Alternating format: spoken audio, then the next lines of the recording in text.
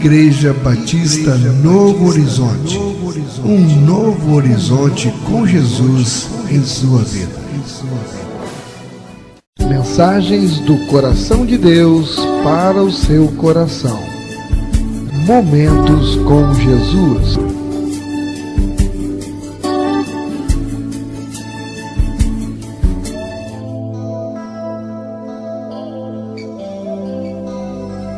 Porque a palavra de Deus é viva e eficaz, e mais cortante do que qualquer espada de dois gumes, e penetra até o ponto de dividir alma e espírito, juntas e medulas, e é apta para discernir os pensamentos e propósitos do coração. Vamos ouvir agora a mensagem da Bíblia.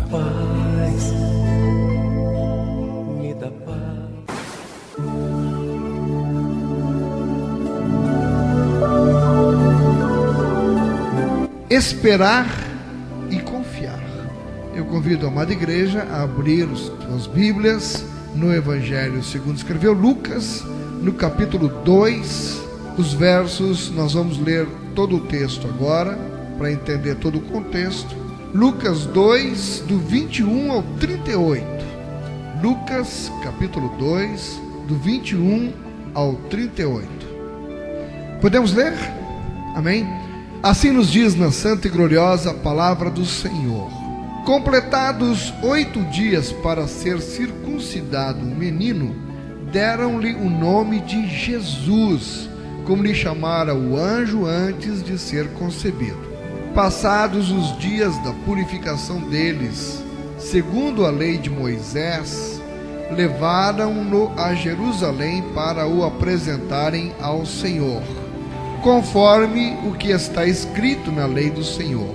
Todo primogênito ao Senhor será consagrado. E para oferecer um sacrifício, segundo o que está escrito na referida lei, um par de rolas ou 2 pombinhos.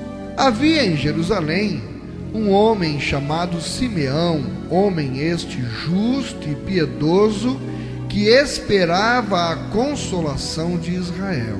E o Espírito Santo estava sobre ele. Revelara-lhe o Espírito Santo que não passaria pela morte antes de ver o Cristo do Senhor.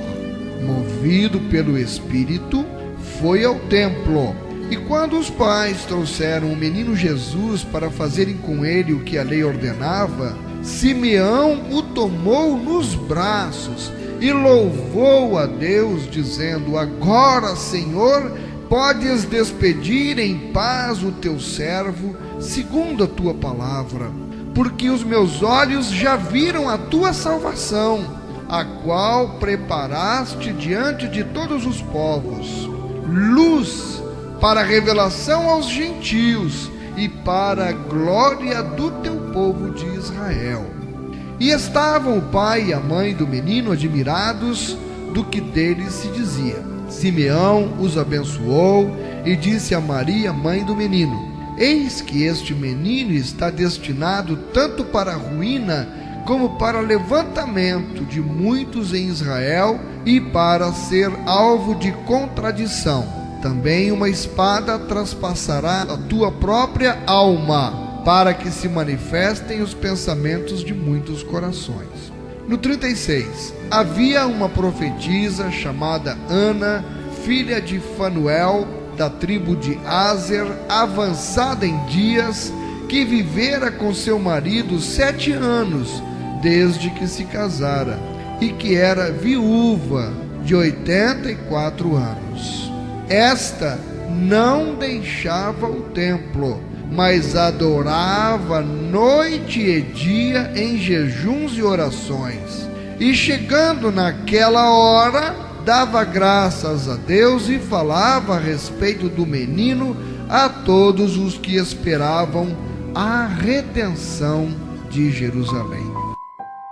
Louvado seja o nome do Senhor. Pai, nós te somos gratos pela revelação da tua palavra. Nós te somos gratos pelo teu povo aqui reunido em teu nome. Nós te somos gratos pela presença de teu Santo Espírito, que já se faz sentir em nosso meio, Senhor. Agora prepara nossos corações, Paizinho, como um terreno fértil, onde a tua palavra será semeada, e que ela venha, em nome de Jesus, germinar, crescer e a dar os seus frutos, Senhor, para a glória do teu santo nome nas nossas vidas. Te oramos e te agradecemos, em nome de Jesus. Amém.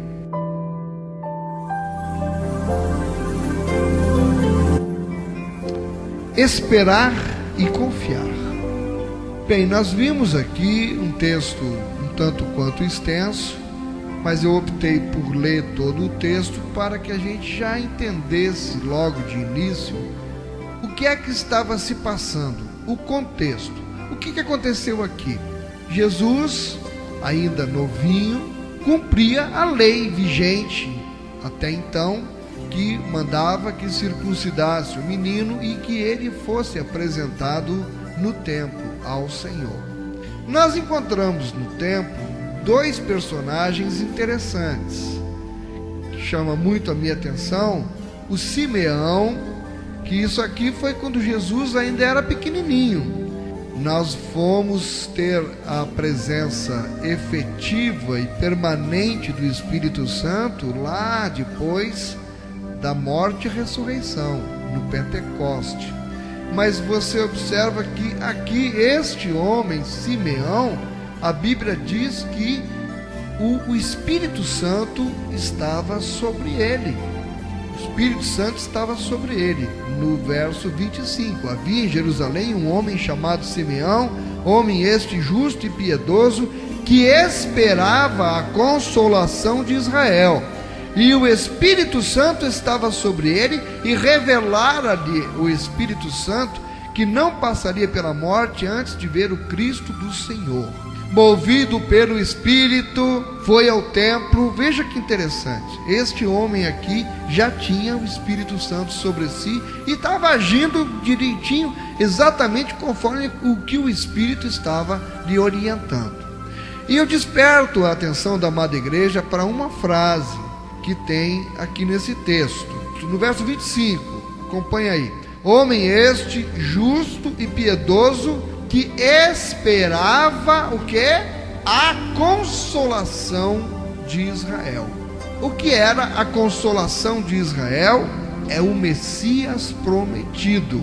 E o Espírito Santo revelou, este menino aí é o consolo de Israel.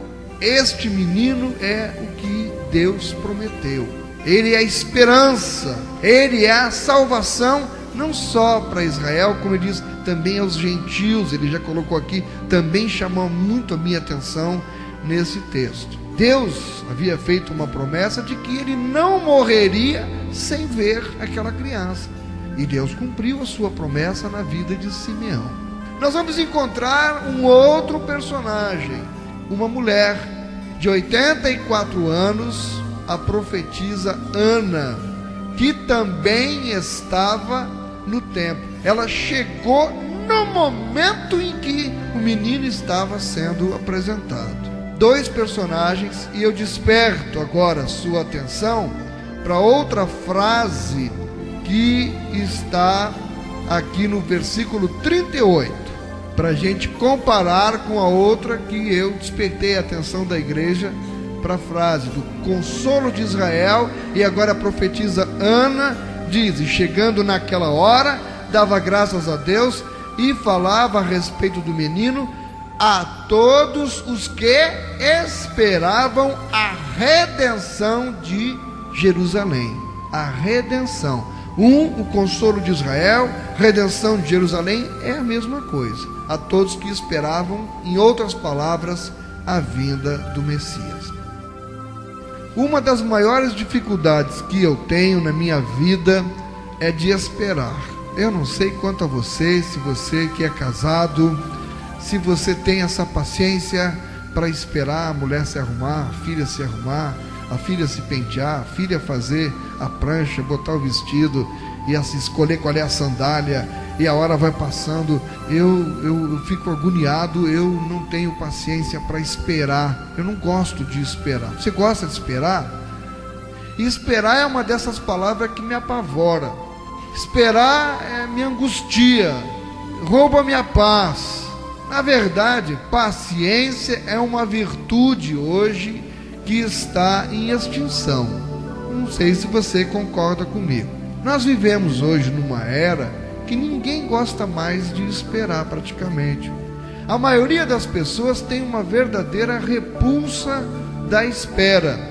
E isso não vem de hoje. Hoje eu creio que está mais agravado. Mas o próprio Davi testemunhou no Salmo 40, no verso 1: "E esperei com paciência no Senhor", no Salmo 40, no verso 1. Mas este mesmo Davi que disse estas palavras, ele orou ansiosamente no Salmo 143 e no verso 7: "Ouve-me depressa, ó Senhor, o meu espírito desmaia." Interessante esse contraste. Esperei com paciência no Senhor, ouve-me depressa, Senhor, o meu espírito desmaia. Este é o século da pressa. Esse é o século da correria. Este é o século da emergência, do imediatismo. Tudo tem que ser feito com rapidez. Agora, já. Até para Deus as pessoas estão dizendo: "Deus, manda a bênção agora. Eu determino já a cura." Até para Deus as pessoas estão falando assim. É o século realmente do imediatismo. Esta é a geração do fast food. É a geração da comunicação virtual, da internet banda larga. No século passado, para que a dona Leopoldina mandasse do Rio de Janeiro a São Paulo um emissário ao Dom Pedro I, o veículo mais rápido de comunicação que dona Leopoldina encontrou foi um cavalo de corrida. Hoje, tudo é feito no clicar de uma tecla. Hoje, nós trazemos o universo para dentro do nosso computador numa velocidade impressionante. E o resultado? Nós acabamos, por conta disso, as facilidades do mundo moderno, o ser humano não tem mais paciência para esperar. Por isso, até a religião está sofrendo essa transformação, determinando que Deus faça já e agora, porque eu não posso esperar Deus. Eu quero a minha bênção é agora. Nós perdemos a tão nobre virtude, a paciência. Nós não temos mais paciência de esperar. Quem conhece computação vai me dar razão. Nós queremos cada vez computadores mais rápidos, porque nós não temos paciência de esperar um download. Nós queremos comprar alguma coisa que facilite mais rapidez no download. Não se tem mais disposição para esperar salvar um arquivo. Demora às vezes para salvar e a gente fica impaciente na volta do computador. E isso está causando um bocado de estresse, ansiedade. Está acabando realmente com a gente. Há uma canção antiga, secular, mas que ela expressa muito bem essa falta de paciência. Diz assim: "Vem, vamos embora, porque esperar não é saber. Quem sabe faz a hora, não espera acontecer." O mundo diz isso para mim, o mundo diz isso para você. E às vezes a gente embarca nisso. Mas a nossa mensagem de hoje é esperar e confiar. E a história do texto que nós lemos é a história de uma mulher que esperou 84 longos anos pelo cumprimento de uma promessa, o nascimento do Messias. É uma história de uma mulher que nos desafia e encoraja-nos, irmãos, a sermos pacientes na espera do cumprimento das promessas divinas na nossa vida. Apesar da internet, da banda larga, do já, agora, mas é na Bíblia.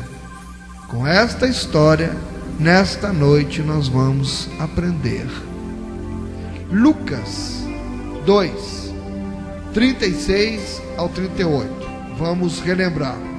Havia uma profetisa chamada Ana, filha de Fanuel, da tribo de Aser, avançada em dias, que vivera com seu marido 7 anos desde que se casara, e que era viúva de 84 anos. Olha aqui o que fala dela. Esta não deixava o templo, mas adorava noite e dia em jejuns e orações. E, chegando naquela hora, dava graças a Deus e falava a respeito do menino a todos os que esperavam a redenção de Jerusalém. Muito bem. A espera dessa mulher em ver o cumprimento da promessa de Deus é um tônico para a nossa alma, é um remédio para o nosso coração. E o que é que nós sabemos sobre esta Ana? O texto fornece-nos algumas informações que são dignas de destaque e que são motivos de nossa atenção. Bem, o que é que nós sabemos? O seu nome, já sabemos o nome dela, como era? Ana, no verso 36. Hana, do hebraico, significa graça. E a Bíblia faz referência a duas Anas. Uma é a mulher de Eucana, mãe de Samuel, e a outra Ana é esta, a profetisa, que nós vamos estudar sobre ela agora. Nós sabemos também pelo texto a sua filiação e a sua origem. O texto diz que ela era filha de um cidadão chamado Fanuel, que era da tribo de Aser. Bom, pelo menos a gente sabe o nome do pai dela e sabe a tribo. Aser foi o 8º filho de Jacó, o 2º pela ama de Lia, Zilpa. Está em Gênesis 30, o verso 13 e 35, 26, se você quiser conferir na sua Bíblia como bom bereano. Bom, nós sabemos também que Ana, ela era o quê? Profetisa. A Bíblia está dizendo isso, no verso 36. A Bíblia diz que ela era profetisa. Se a Bíblia diz, então ela era profetisa. Não é eu que vou achar que não era. Muito embora não termos em registro nenhuma de suas profecias, mas nós sabemos, à luz do texto, que ela era de fato uma profetisa. A Bíblia se refere a ela como sendo uma profetisa. Nós sabemos também outra característica de Ana: ela era viúva. Nós lemos que ela vivera apenas 7 anos com o seu cônjuge, mas sabemos que ela era viúva. E geralmente o que nós sabemos da cultura, da época, do povo, é que as viúvas nesse período, elas eram negligenciadas, elas eram ignoradas, eram esquecidas. Olha, irmão, ser viúva naquela época era ser fadada ao esquecimento e à ignomínia, a não ser que ela tivesse um filho ou algum parente que a remisse. Sabemos também mais, que ela era de idade muito avançada, ou como diríamos nós, bem idosa.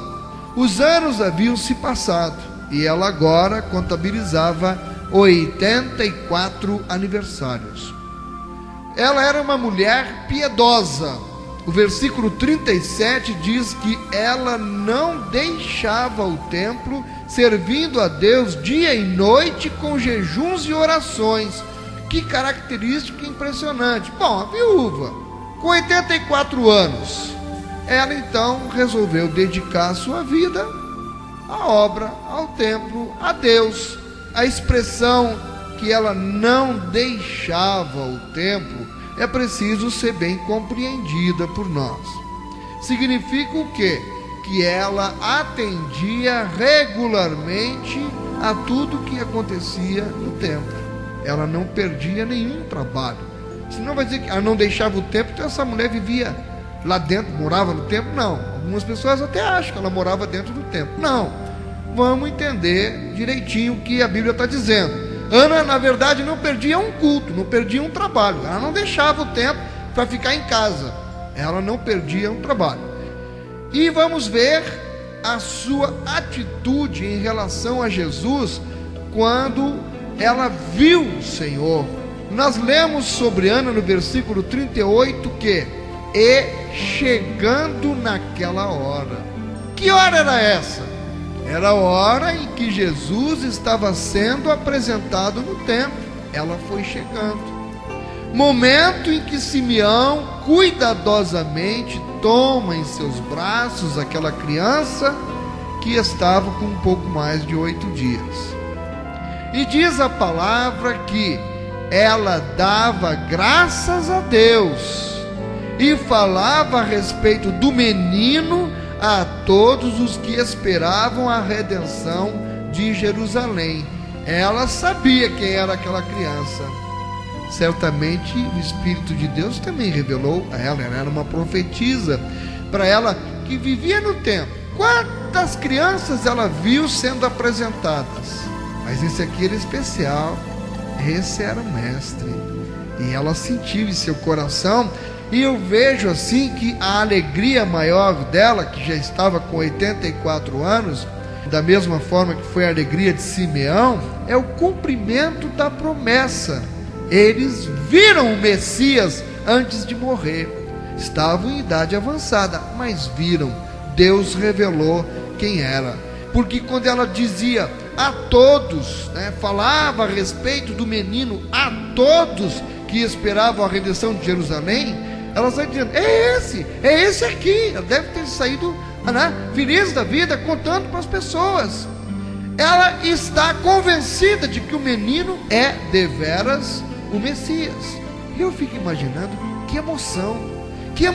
Ela está diante do cumprimento completo da promessa em que ela crera durante toda a sua vida.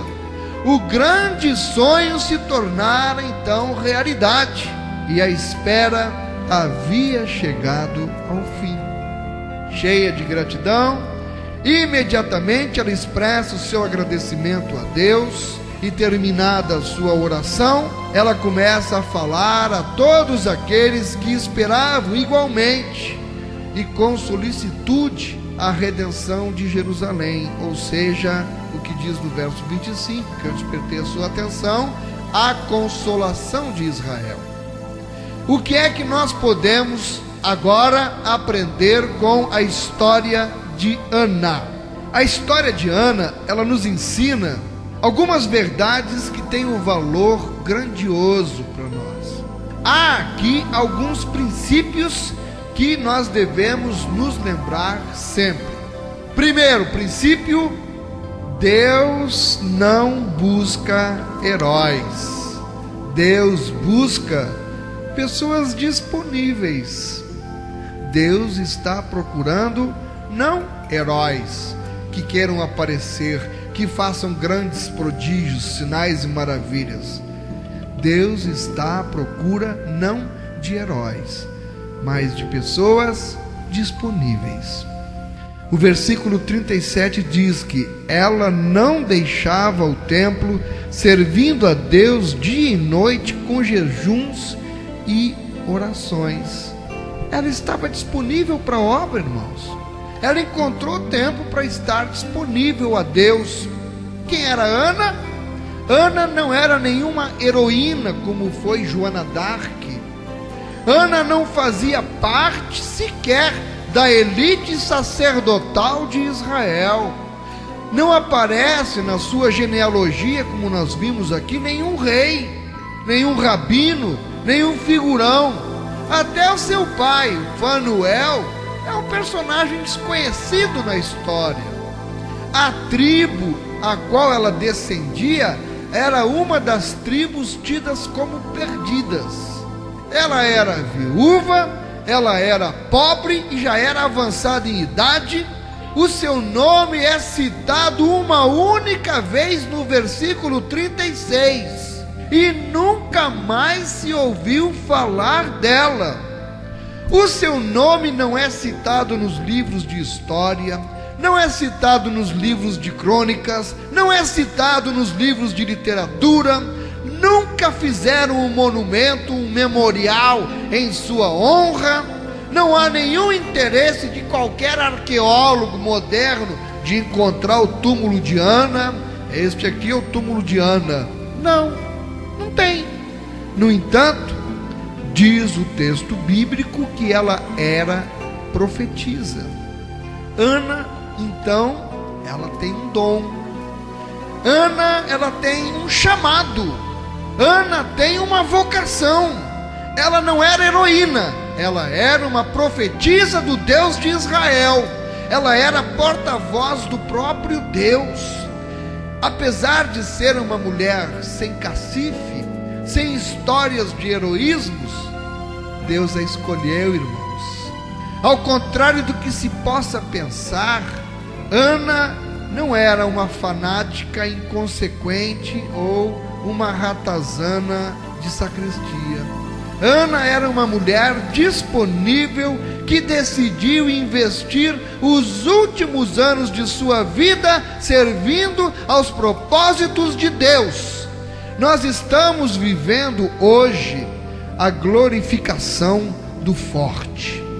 O mundo que nós estamos vivendo hoje é um mundo, irmão, que só valoriza quem tem, que só valoriza o rico, que só valoriza o nobre, o bonito, o chique, o famoso, o hábil, que só valoriza o que nasceu em berço esplêndido, o que tem sangue azul, que é uma cultura grega e não judaica. A beleza na cultura judaica é outra. O belo no judaísmo não é o atlético. Aliás, o judeu não mostrava nem o corpo. A beleza para o judeu era os valores que a pessoa tinha.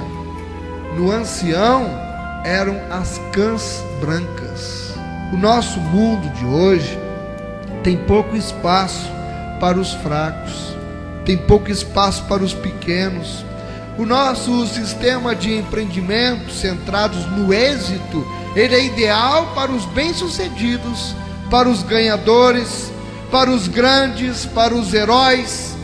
Nós vivemos hoje numa geração em que as pessoas são descartadas, são inferiorizadas e muitas vezes marginalizadas, porque são pobres, por causa da cor da sua pele, ou porque não tem um visual que seja de acordo com as expectativas da sociedade, não tem boas roupas, não se veste bem.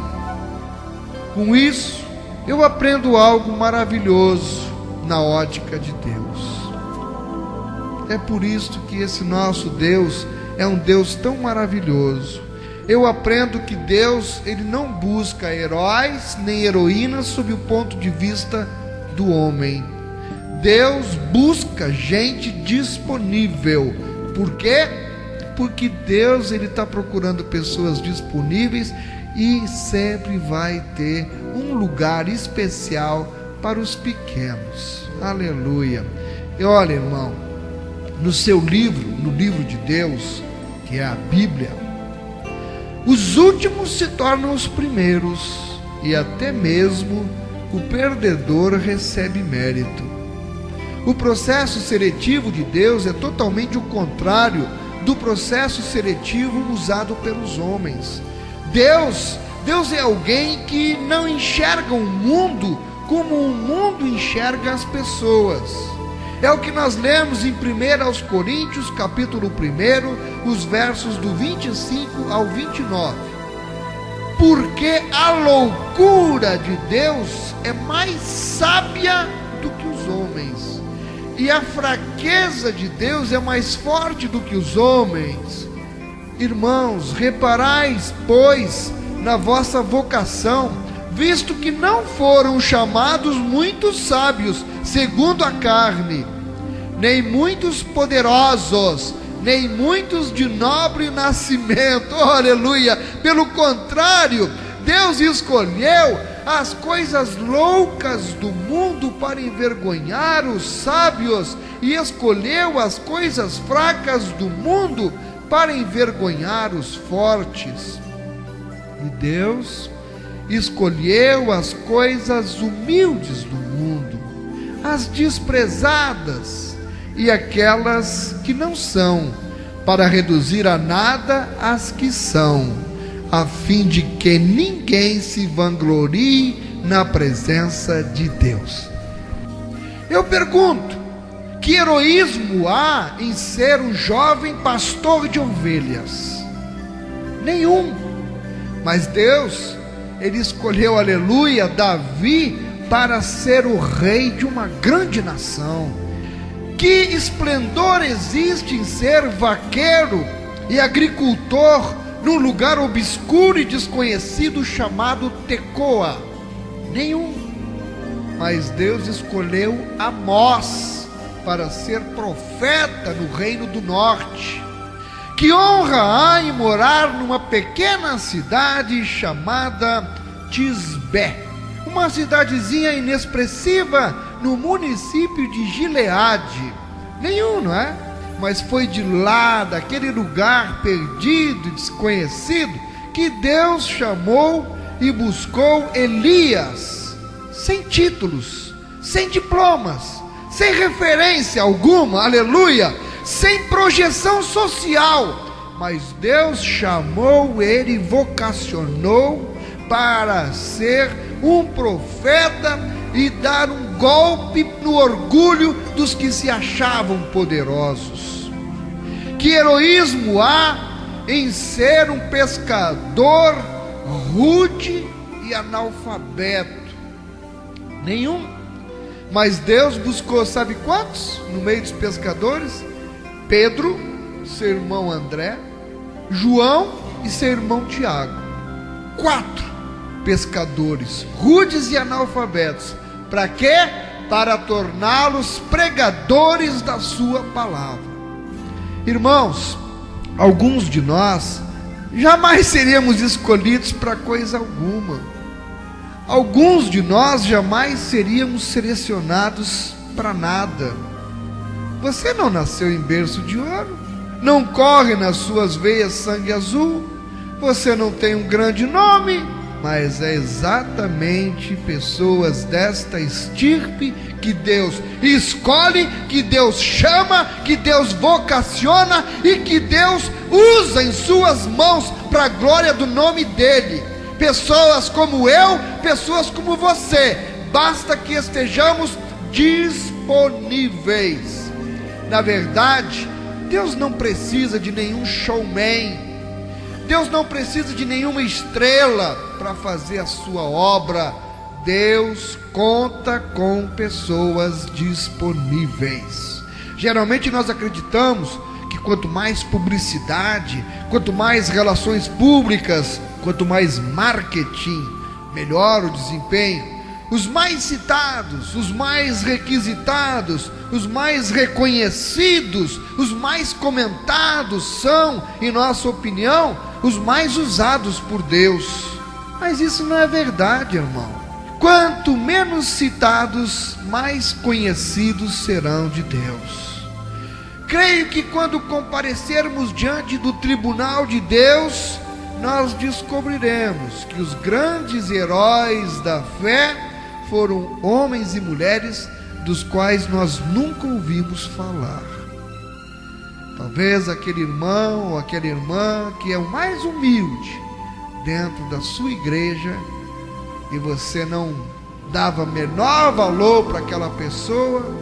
Se você tiver a aventura de chegar lá, não se admire de ver aquele irmão que você não dava nada por ele, ou aquela irmã que você achava mais humilde, está lá, em grande festa lá com Jesus, sendo reconhecida como uma das grandes heroínas da fé. Nunca é tarde, eu quero lhe dizer, para sonhar grandes sonhos e realizar grandes empreendimentos para Deus. Qual era o grande sonho de Simeão? Qual era o grande sonho de Ana? Qual era o seu grande ideal de vida? Em que residia, irmãos, o alvo de suas expectativas? O grande sonho de Ana, assim como o de Simeão, era ver cumpridas as antigas profecias do nascimento do Messias. Ana viveu mais de 80 anos nessa expectativa. Ana, mesmo com 84 anos de idade, ela ainda sonhava com o momento em que Deus enviaria a redenção de Israel. em que Deus enviaria a libertação do pecado por meio do Salvador, a saber, o Senhor Jesus. Mesmo com idade avançada, ela continua sonhando e continua realizando grandes projetos para Deus, porque ela estava sempre disponível na obra do Senhor. Qual era o projeto de Deus, então, para a vida de Ana? Mesmo com a idade avançada, o projeto de Deus na vida desta mulher é que ela anunciasse àqueles que, como ela, esperavam pelo Salvador. Acaso existe um projeto maior e mais nobre do que este? Irmão, irmã, você se deu por conta do privilégio que Simeão e Ana tiveram? Irmãos, eles estavam ali presentes naquele momento em que o Salvador do mundo estava sendo apresentado ao Senhor. Você consegue avaliar para um ser humano, para um mortal como eu e você, ter este privilégio na vida? Que momento glorioso! Podia morrer ali. Deus cumpriu sua promessa. Valeu a pena esperar e confiar na promessa do Senhor. Oh, aleluia! Irmãos, aos 84 anos, Ana, em vez de, como a gente diz, pendurar a chuteira, se aposentar, entrar dentro de um pijama, comprar uma cadeira de balanço ou uma rede e encerrar a carreira, ela continua entusiasmada com o que Deus havia prometido a ela no passado. Ela não pensa em aposentadoria, ela não pensa em parar na obra, ela não pensa em voltar atrás, ela não pensa em soltar o arado, ela não pensa em mais nada a não ser os seus motivos, que eram nobres, dignos e grandiosos para continuar.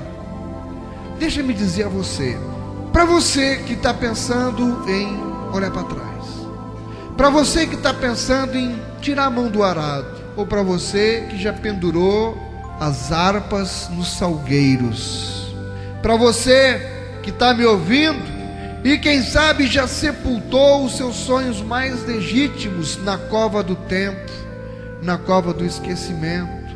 Deixa eu dizer uma coisa para você que anda cabisbaixo, que tem se sentido vencido, que está desanimado, que está desencorajado para a luta, pois nesta noite, em nome de Jesus, eu estou aqui para desafiar você a resgatar aqueles sonhos que estão no arquivo morto da sua história. E eu encorajo você a retomar aqueles sonhos que ficaram perdidos no meio do caminho. Para você que acha que já está, quem sabe, velho demais para engajar-se em um projeto nobre, escute isso.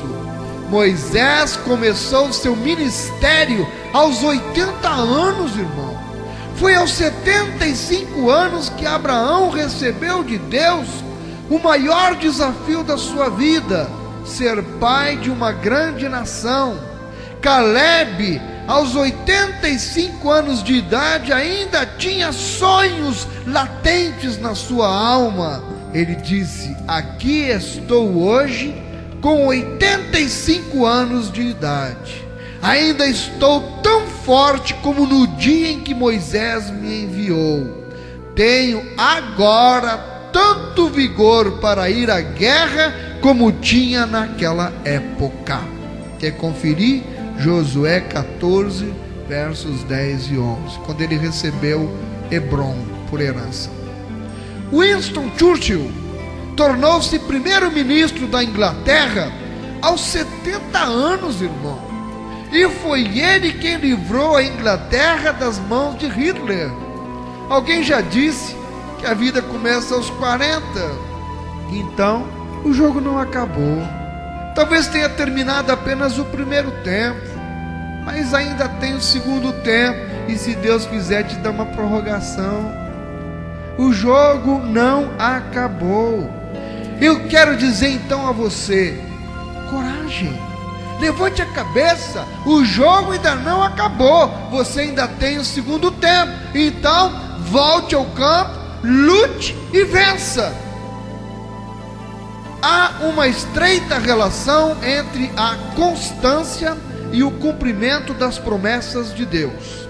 O versículo 37 de Lucas, que nós estávamos lendo, na parte B, diz que Ana nunca deixava o templo, adorava a Deus jejuando e orando dia e noite. Pensa comigo.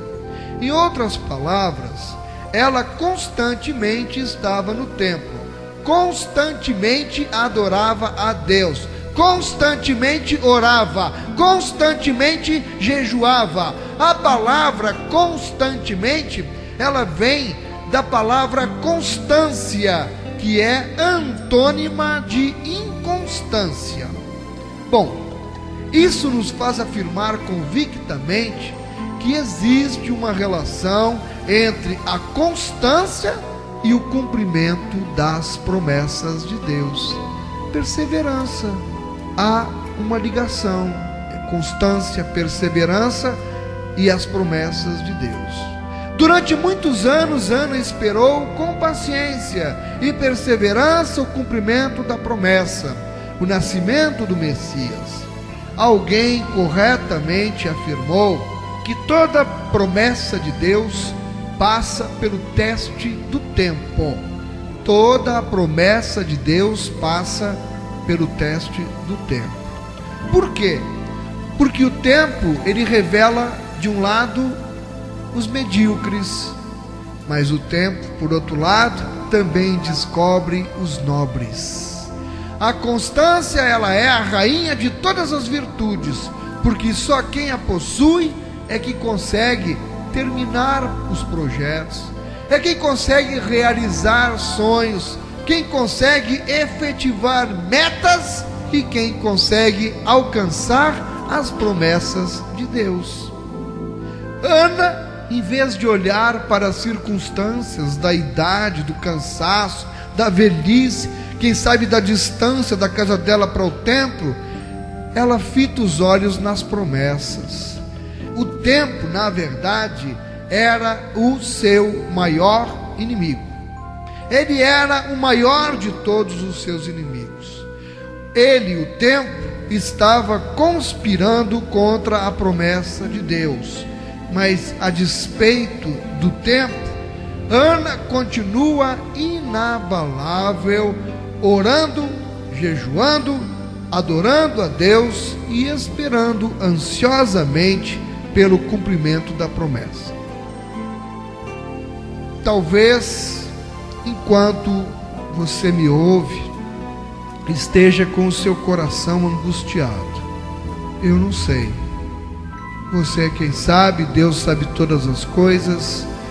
Por que você talvez ficou angustiado durante esta mensagem? Talvez você está com o coração angustiado porque você não aguenta mais esperar. As suas forças estão esgotadas pela tirania do tempo. As promessas que Deus lhe fizera, parece que o tempo envelheceu e os anos as caducaram. Mas espere um pouco.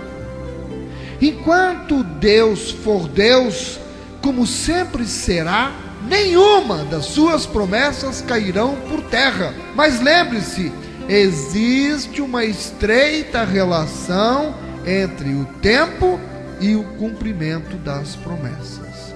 Aos 75 anos, Deus prometeu a Abraão um filho. Isaque nasceu quando Abraão tinha 100 anos. Irmãos, Abraão esperou 25 anos o cumprimento da promessa de Deus. Calebe, filho de Jefoné, ele tinha, sabe quantos? 40 anos quando recebeu de Deus em Cádiz Barneia a promessa da terra prometida. Mas só aos 85 anos é que ele viu a promessa de Deus se cumprir. Calebe esperou apenas 45 longos anos, desde a promessa até o momento de receber Hebrom, que foi a parte que ele escolheu. 45 anos. Você acha que está esperando demais? Você acha que já não pode mais esperar? Bem, José esperou 13 anos até que os seus sonhos se tornassem realidade e ele sair daquela prisão para o trono do Egito. Portanto, querido e amado amigo, irmão, ouvinte da palavra de Deus, não se desespere com o tempo. Tenha paciência, espere mais um pouco. Como? Agarre-se às promessas de Deus e siga em frente. Porque eu quero lhe dizer que depois do choro vem a alegria. Depois das lágrimas vem o consolo. Depois do deserto vem a terra prometida. Depois da humilhação vem a exaltação. Depois da cruz vem a coroa. E depois da prisão vem o trono. Saiba esperar e confiar. Deus é fiel. Que Deus abençoe a igreja. Em nome de Jesus, esteja aplicando a porção da sua palavra em cada coração.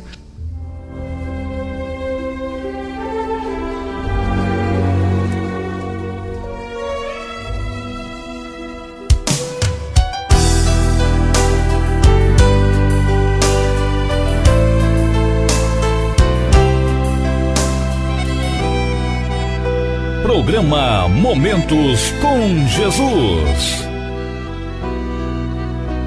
De tanto ver os meus planos caírem por terra,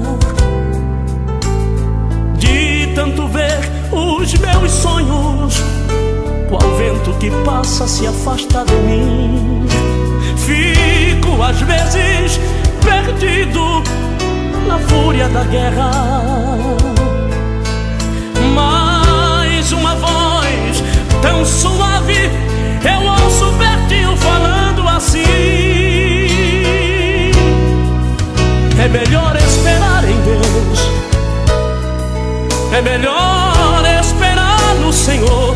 Vale a pena sofrer porque tudo Deus vê. Quanta angústia passando estou, é melhor esperar em Deus, é melhor esperar no Senhor. Sofrendo ou chorando, eu sei, vale a pena esperar no Senhor.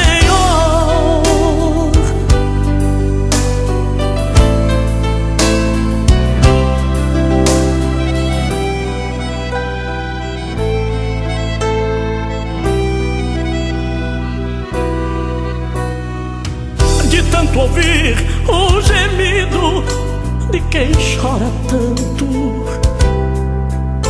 de tanto ver tanto pranto jorrando nos olhos do povo de Deus, de tanto crer que embora gemendo e chorando, pude sentir que na última hora Deus não desampara os seus. É melhor esperar em Deus, é melhor esperar no Senhor.